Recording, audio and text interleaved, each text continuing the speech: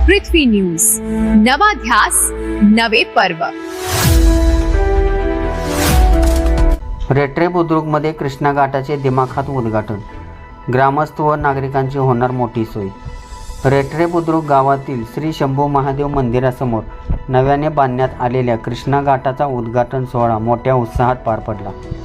माजी राज्यसभा अध्यक्ष ॲडव्होकेट वंदनाताई चव्हाण यांच्या विशेष निधीतून या घाटाची उभारणी करण्यात आली। या उद्घाटन सोहळ्यास कराड दक्षिणचे आमदार डॉक्टर अतुल बाबा भोसले, कृष्णा कारखान्याचे चेअरमन डॉक्टर सुरेश भोसले, सुप्रसिद्ध लेखिका वनिता अशोक कामटे तसेच मुख्य न्यायमूर्ती सौ रेवती मोहिते डेरे यांची प्रमुख उपस्थिती होती। यावेळी रेट्रे बुद्रुक येथील ग्रामस्थ, कार्यकर्ते आणि नागरिक मोठ्या संख्येने उपस्थित होते।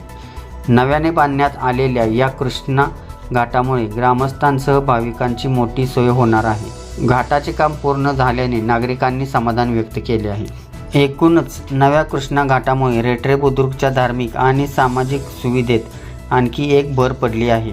अशाच ताज्या बातम्यांसाठी आजच आमच्या चॅनलला लाईक, शेअर आणि सबस्क्राईब करायला विसरू नका। सागर दंडवते, पृथ्वी न्यूज, कराड। जे माझं गाव आहे रेट्रे बुद्रुक, त्या ठिकाणी हा आज घाटाचं उद्घाटन झालेलं आहे। मी 12 वर्ष खासदार होते आणि त्या खासदारकीच्या काळात इनफॅक्ट संसद आदर्श ग्राम योजना ज्यावेळेला आली त्यावेळेला माझी इच्छा होती की आपण हे गावच दत्तक घेऊया। पण ज्यावेळेला गाईडलाईन्स आले की आपण स्वतःचं गाव घेऊ शकत नाही किंवा 3000 लोकसंख्येचंच गाव आपण घेऊ शकतो, अशा वेळेला मला आपलंच गाव दत्तक घेता आलं नाही। पण ती उणीव कुठेतरी कायम मनामध्ये भासत होती। पण 12 वर्ष खासदार असताना दरवर्षी वेगवेगळ्या गावातून लोक माझ्याकडे यायचे, आमच्या गावामध्ये विकास निधी पाहिजे आणि मी विकास निधी देत राहिले। पण ज्यावेळेला माझी कारकीर्द संपायची वेळ आली त्यावेळेला मला मनापासून वाटलं की नाही, मला माझ्या गावासाठी काहीतरी करायचं आहे। आणि त्यावेळेला स्वतःहून फोन करून माझ्या चुलत भावाला फोन केला आणि म्हटलं की मला काहीतरी करायचं आहे, मला सरपंचांची भेट घालून दे। आणि मग त्यांनी प्रस्ताव आणले। त्यांनी अर्थात सुरेश आबा असतील, अतुल आबा असतील, त्यांच्याशी बोलून आपण काय गावासाठी करणं हे गरजेचं आहे। आणि गावकऱ्यांनी सगळ्यांनी मिळून अतिशय सुंदर एक मास्टर प्लॅन ह्या नदीकाठला तयार केलेला होता। वास्तविक माझी थोडी इच्छा होती की आपण स्किल डेव्हलपमेंट सेंटर करावं, जिथं यंग मुलं येतील, त्या ठिकाणी वोकेशनल गायडन्स आपण शिकू। कारण त्या पद्धतीचे मी पुण्यामध्ये आणि इतर ठिकाणी सुद्धा असे सेंटर्स केले होते। पण सगळ्या गावकऱ्यांची इच्छा बघितल्यानंतर मला सुद्धा मोह झाला नाही, त्यांचं आपण ऐकलं पाहिजे। ह्या नदीत माझे वडील पोहलेत असं आम्हाला नेहमी सांगायचे आणि आम्ही कधी रेट्र्यात आलो की आम्ही तिघी बहिणींना आमची चुलत बहीण इथं आणायची आणि हे सुंदर निसर्गाचं दर्शन घडवायची। त्यामुळे नदीचं आणि आमचं नातं खूप पूर्वीपासून, लहानपणापासून आहे। आणि त्या ठिकाणी आज अतिशय सुंदर महादेवाचं मंदिर गावकऱ्यांनी सगळ्यांनी मिळून उभं केलेलं आहे। कृष्णाबाईपर्यंत पोचण्यासाठी हा घाट तयार झाला आहे। त्यामुळे मी खरोखरीच माझं भाग्य समजते की हे काम मी करू शकले। आणि मी विशेष करून सुरेश बाबा, अतुल बाबा यांचे मनापासून आभार मानते। ग्रामस्थ, ग्रामपंचायतचे सरपंच असतील, सभासद असतील, त्यांचं मनापासून आभार मानते।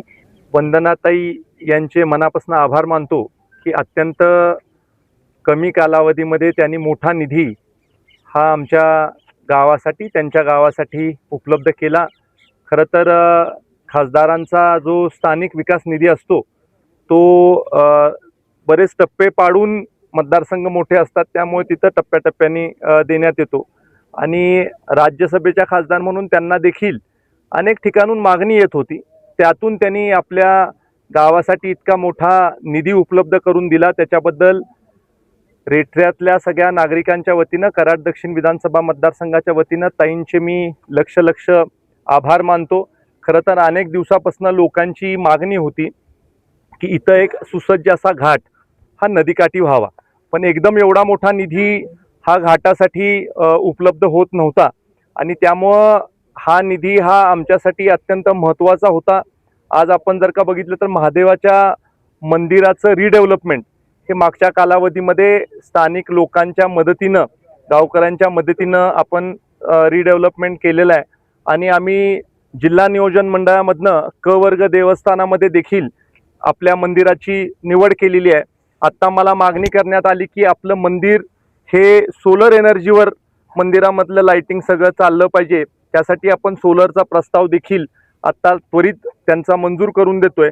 त्याचबरोबर पेवर ब्लॉक जिथं जिथं बसवणं गरजेचं होतं तिथं तिथं आपण पेवर ब्लॉक देखील बसवलेले आहेत. खरं तर या परिसरामध्ये रिव्हरफ्रंट डेव्हलपमेंटचा प्रोजेक्ट व्हावा याच्यासाठीचा माझा मनापासूनचा प्रयत्न होता आणि त्यामुळं विधानसभा सदस्य म्हणून माझी ज्यावेळेला जनतेने निवड केली त्या दिवसापासून मी 2 ठिकाणचं रिव्हरफ्रंट डेव्हलपमेंटची कामं ही सरकारच्या दरबारामध्ये पोचवण्याचं काम केलं. कराड शहरालगत रिव्हरफ्रंट डेव्हलपमेंट व्हावी ह्याच्यासाठीचा माझा प्रयत्न होता. तो देखील प्रस्ताव आता आपण एस्टिमेट करण्याच्या लेवलपर्यंत आणलेला आहे. आणि त्याचबरोबर आपलं हे गाव असेल, आटके गाव असेल, या दोन्ही गावांची देखील रिव्हरफ्रंट डेव्हलपमेंट व्हावी याच्यासाठीचा प्रस्ताव आदरणीय मुख्यमंत्री साहेबांकडे देऊन त्याचं देखील एस्टिमेट व्हावं अशा दृष्टीनं त्याच्यावर आदेश हे आदरणीय सन्माननीय मुख्यमंत्र्यांचे झालेले आहेत.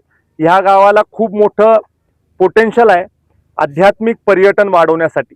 आपण जर का बघितलं तर मोठ्या प्रमाणावर मंदिरं आपल्या गावामध्ये आहेत. अत्यंत चांगल्या प्रकारे मंदिरांचं देखील आपण जे काही काम असेल ते काम केलेलं आहे, जीर्णोद्धाराचं काम. आणि त्यामुळे जर का इथं रिव्हरफ्रंट डेव्हलपमेंट आपण करू शकलो तर मोठ्या प्रमाणावर पर्यटन गावामधलं वाढेल.